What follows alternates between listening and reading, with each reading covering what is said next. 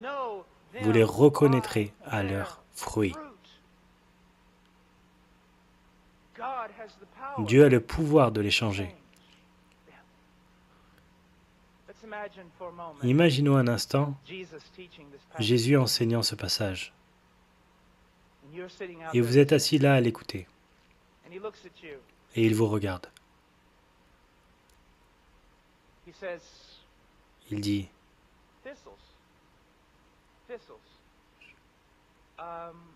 chardon, chardon, trouvez-vous des chardons sur les figuiers? Et vous répondez, bien sûr que non, Jésus. Mais chacun sait, Jésus, qu'on ne trouve pas d'épines sur les figuiers. Trouve-t-on des figues? Bons fruits sur des épineux? Mais non, Jésus, c'est absolument ridicule. Je veux dire, vous ne trouverez jamais des épines sur un figuier, et vous ne trouverez pas de figues sur un épineux. Si quelqu'un vous dit ça, c'est soit un fou, soit un menteur. Et Jésus vous répond, eh bien,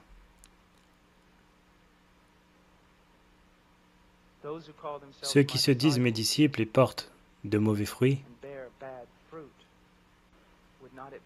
ne reviendrait-il pas au même de dire qu'ils mentent ou sont fous de faire une telle déclaration? Est-il un instrument ou est-il le centre de ta vie? Et quel est le fruit que tu portes? Est-ce que tu ressembles au monde, agis comme le monde? Est-ce que tu connais les mêmes joies que le monde connaît? Peux-tu aimer le péché et le savourer? Peux-tu aimer la rébellion et la savourer? Alors tu ne connais pas Dieu.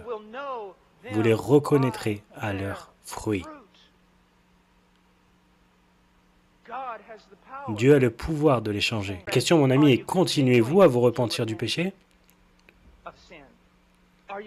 Continuez-vous à croire? Parce que celui qui a commencé une bonne œuvre en vous l'achèvera. Il l'achèvera. Maintenant, nous les baptistes du Sud prêchons que vous devez passer par la seule et unique porte qui est Jésus-Christ. Mais nous les baptistes du Sud avons oublié quelque chose. Et je veux que les pasteurs des jeunes et les pasteurs et chacun m'écoute. Parents, nous avons oublié un très important enseignement dans l'Évangile. Il ne dit pas que la porte seule est étroite, il dit que le chemin est étroit.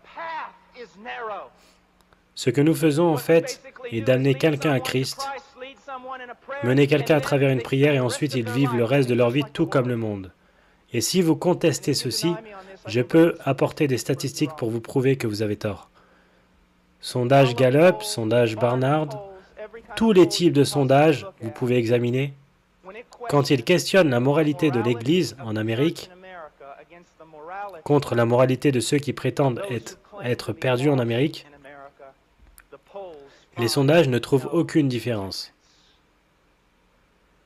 Ce sont là les statistiques. Vous voyez, l'un de nos problèmes, les jeunes, écoutez-moi, la majorité de notre christianisme est fondée sur des clichés qu'on lit au dos des t-shirts. La majorité de notre christianisme vient des compositeurs de chansons, et non pas de la Bible. La plupart de ce que nous croyons nous est dicté par notre culture, et non pas par la Bible. La Bible n'enseigne pas qu'une personne peut être un vrai chrétien et de vivre continuellement selon la chair, dans la méchanceté et pécher tous les jours de leur vie. Mais la Bible enseigne qu'il a été donné aux vrais chrétiens une nouvelle nature. Les vrais chrétiens ont un Père qui les aime. Il les discipline et veille sur eux et prend soin d'eux. Mon cœur se brise parce que vous savez aussi bien que moi, jeunes gens, ne soyons pas hypocrites à ce propos. Il y en a tant, vous les connaissez, vous pourriez être l'un d'eux. Ou au moins vous savez qu'ils sont dans votre groupe de jeunes. Ils viennent au groupe de jeunes, ils font toutes ces choses, mais dans leur cœur ils sont aussi méchants que méchants peut-être. Il n'y a aucune différence, il n'y a pas de lumière. Tout que le monde fait, ils font et c'est approprié, c'est ok. Mon ami, ce n'est pas le christianisme ça. Ils ne risquent pas de perdre leur récompense, ils risquent l'enfer. Ce n'est pas vrai. La chose la plus importante au monde est que Jésus-Christ te connaisse. Je n'entrerai pas demain à la Maison Blanche parce que j'arrive à la porte et dis aux gens que je connais George Bush. Mais ils me laisseront entrer si George Bush sort et dit « Je connais Paul Washer ». Vous pouvez professer de connaître Jésus, mais ma question à vous, est-ce que vous connaissez Jésus? Est-ce que Jésus vous connaît? Combien de fois allez-vous souvent redédier votre vie encore et encore et encore? Combien de fois les groupes de jeunes vont à des choses comme ça et sont galvanisés et retournent à l'église et ça ne dure qu'une semaine et demie? Si ça ne dure pas, ce n'était pas un grand travail de Dieu, c'était l'émotion. C'était tant de choses, mais ce n'était pas un grand travail de Dieu. Dieu a-t-il travaillé dans votre vie? Dieu travaille-t-il dans votre vie? Vous les reconnaîtrez à leurs fruits. Vous les reconnaîtrez à leurs fruits. Continuons. Verset 19. Tout arbre qui ne porte pas de bons fruits est coupé et jeté au feu. Ainsi vous les reconnaîtrez à leurs fruits. Vous voyez, vous devez comprendre une chose de la littérature hébraïque. Lorsque vous et moi voulons mettre une chose en évidence, savez-vous ce que nous faisons? Nous levons notre voix. Si nous écrivons, nous mettons les lettres en gras ou en majuscules. Mais pour un juif, c'est différent. Quand il veut accentuer quelque chose, il le répète et le répète. C'est pour cela que vous trouvez des parallélismes hébraïques dans les proverbes. Il dit la même chose, mais de différentes façons pour permettre plus d'emphase. C'est ce que Jésus fait ici encore et encore. Vous les reconnaîtrez à leurs fruits, vous les reconnaîtrez à leurs fruits. Vous les reconnaîtrez au sentier qu'ils empruntent, vous les reconnaîtrez à leurs fruits, vous les reconnaîtrez à leurs fruits. Et il dit, celui qui ne porte pas de bons fruits est coupé et jeté au feu.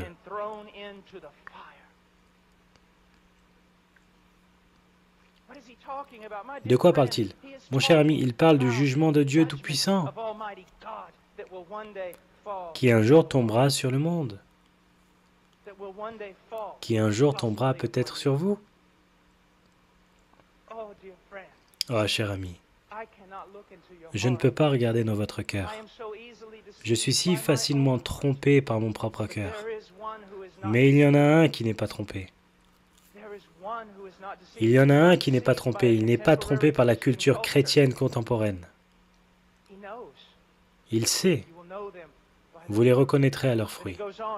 Et il continue en disant ceci. Verset 21. Combien dans la convention des baptistes du Sud, sans tenir compte de tous nos nombres, de tout ce que nous disons, si nous devrions simplement prendre ce passage et comparer les gens et dire « Baptisez-vous votre mariage sur la parole de Dieu ? Élevez-vous vos enfants par la parole de Dieu ? Faites-vous vos finances selon la parole de Dieu ? Vivez-vous en vous séparant des choses de ce monde selon la parole de Dieu ?» Combien seraient en mesure de répondre positivement ? Je ne souhaite pas les mêmes choses que vos parents veulent pour vous. Ils désirent pour vous sécurité, assurance et belle maison. Ils désirent pour vous voiture et respect. Je désire pour vous la même chose que je veux pour mon fils, qu'un jour il prenne une bannière, la bannière de Jésus-Christ, et la place sur une colline où personne ne l'a jamais placée auparavant. Et s'écrie « Jésus-Christ est le Seigneur », même si ça doit lui coûter la vie.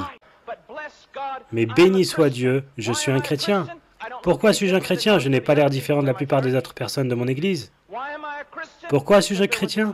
Parce qu'à un moment de ma vie, j'ai prié à inviter Jésus-Christ à venir dans mon cœur. J'aimerais que vous sachiez que la plus grande hérésie de l'Église évangélique protestante américaine est que si vous priez à inviter Jésus-Christ à entrer dans votre cœur, il entrera sûrement. Vous ne trouverez ça nulle part dans les Saintes Écritures. Vous ne le trouverez nulle part dans l'histoire baptiste avant les 50 dernières années. Ce que vous devez savoir est que le salut est par la foi, et la foi seule en Jésus-Christ. Et la foi seule en Jésus-Christ est précédée et suivie par la repentance. Une renonciation au péché, une haine pour les choses que Dieu déteste, et un amour pour les choses que Dieu aime. Une croissance dans la sainteté et un désir non de ressembler à Britney Spears, non d'être comme le monde et non d'être comme la grande majorité des Américains chrétiens, mais d'être comme Jésus-Christ. Parce que vous avez cru? Bien, laissez-moi vous poser une question. Comment savez-vous que vous avez cru puisque tout le monde dit croire? Comment savez-vous que vous n'êtes pas comme eux? Savez-vous comment la Bible vous apprend à reconnaître que vous êtes sauvés? Savez-vous comment la théologie baptiste, jusqu'à il y a environ 50 ans, vous aurait dit comment savoir si vous êtes sauvé? Vous savez que vous avez été sauvé parce que votre vie est en plein processus, d'être changé. Et votre style de vie consiste à marcher sur les sentiers de la vérité de Dieu. Et lorsque vous quittez ces sentiers par désobéissance, comme nous le faisons tous, Dieu vient pour vous et vous remet sur le sentier. Une des plus grandes évidences que vous êtes vraiment né de nouveau et que Dieu ne vous laissera pas parler comme votre chair aurait voulu parler. Dieu ne vous laissera pas vous habiller comme le monde sensuel et l'Église sensuelle vous permettrait. Dieu ne vous laissera pas agir comme le monde, sentir comme le monde, parler comme le monde, écouter les choses que le monde écoute.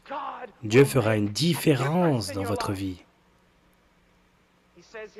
Il dit ici, comme nous continuons, verset 16, vous les reconnaîtrez à leurs fruits. Comment connaîtrez-vous un faux prophète? De façon générale, ici et partout dans la parole, comment saurez-vous si quelqu'un est un vrai chrétien? À leurs fruits. À leurs fruits, mon cher ami. Regarde ta vie, observe ta façon de marcher, écoute-toi parler, regardez les passions de ton cœur. Jésus est-il quelque part dedans? Ou est-il juste un accessoire que tu ajoutes à ta vie? Est-il juste quelque chose que vous faites mercredi ou dimanche? Est-il un objet d'assentiment mental? Pensez-y, examinez votre vie à la lumière de la parole. Connaissez-vous le Seigneur? Connaissez-vous le Seigneur? Ce n'est pas celui qui lui dit « Seigneur, Seigneur » qui entrera dans le royaume des cieux. Mais que dit-il ici? Lisez ce qu'il dit. Ce ne sont pas tous ceux qui me disent « Seigneur, Seigneur » qui entreront dans le royaume des cieux, mais celui qui fait la volonté de mon Père qui est dans les cieux. Quel signe montre que quelqu'un est devenu un vrai chrétien? Je souhaite que nous recommencions à enseigner ici. Qu'est-il arrivé à notre théologie? Qu'est-il arrivé à notre doctrine? Qu'est-il arrivé à notre enseignement? Ils sont passés où?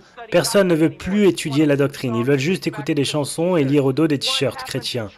Qu'est-il arrivé à la vérité? La vérité vous dit ceci. L'évidence pour que vous ayez l'assurance d'être réellement un chrétien né de nouveau, faire la volonté du Père devrait être un style de vie. Vous dites, oh, vous parlez des œuvres. Non, pas du tout, je parle de l'évidence de la foi. Et ça veut dire ceci. Votre profession de foi ne prouve pas que vous êtes né de nouveau parce que tout le monde dans ce pays professe la foi en Jésus-Christ. Barnard nous dit que 65 à 70% des Américains sont sauvés, chrétiens, nés de nouveau. Le pays le plus impie de la planète. Tuer 4000 bébés par jour, mais Dieu soit béni. Bien, j'estime au fond de mon cœur que je suis sauvé. Alors je te pose une question, as-tu déjà lu que le cœur est trompeur et méchant? Qui peut le connaître? Ne dois-tu pas aller au témoignage de la parole? Oui, mais je sais que je suis sauvé parce que ma mère, mon père, mon pasteur et d'autres sont sauvés et m'ont dit que j'étais sauvé. Bien, je te dis ceci. Qu'est-ce que la parole de Dieu te dit? Nous disons tellement être des chrétiens radicaux. Marc, il nous dit, repentez-vous et croyez à l'Évangile. Vous dites, frère Paul, j'ai été sauvé en priant et en invitant Jésus-Christ dans mon cœur, et je suis sûr que vous l'avez fait, mais vous n'avez pas été sauvé par une formule magique ou par des mots répétés après quelqu'un d'autre. Vous avez été sauvé parce que vous vous êtes repenti de vos péchés et vous avez cru. Et vous ne l'avez pas seulement fait dans le passé, vous continuez à le faire même jusqu'à présent. Et si vous professez d'avoir passé par la porte étroite, mais vous vivez de la voie large, comme toutes les autres personnes dans votre école secondaire, comme toutes les autres personnes qui sont méchantes et charnelles, la Bible veut que vous sachiez que vous devriez aussi avoir terriblement, terriblement peur.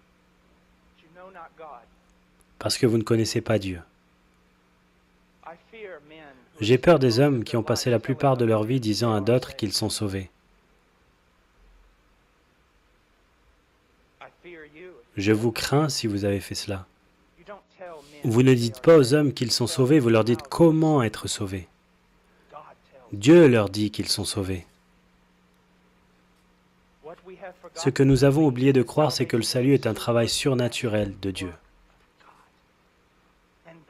Et ceux-là qui ont réellement été convertis, régénérés par le pouvoir de l'Esprit Saint, vont être une nouvelle créature. La Bible dit, si un homme est en Christ, il est une nouvelle créature.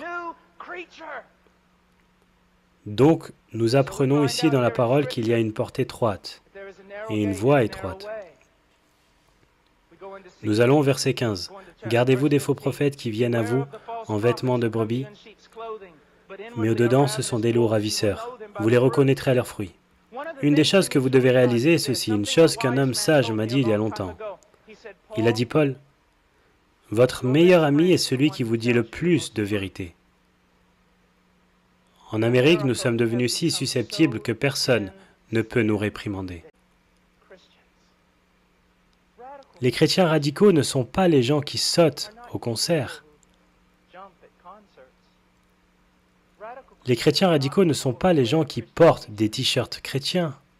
Les chrétiens radicaux sont ceux qui portent les fruits de l'Esprit Saint. Vous dites, attends une minute, Dieu ne déteste personne, Dieu est amour. Non, mon ami, tu dois comprendre quelque chose.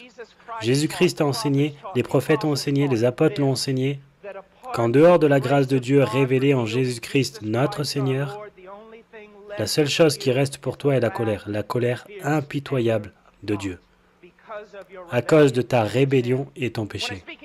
Quand je parle dans les universités, ils sont toujours prompts à noter « Non, Dieu ne peut pas détester parce que Dieu est amour ».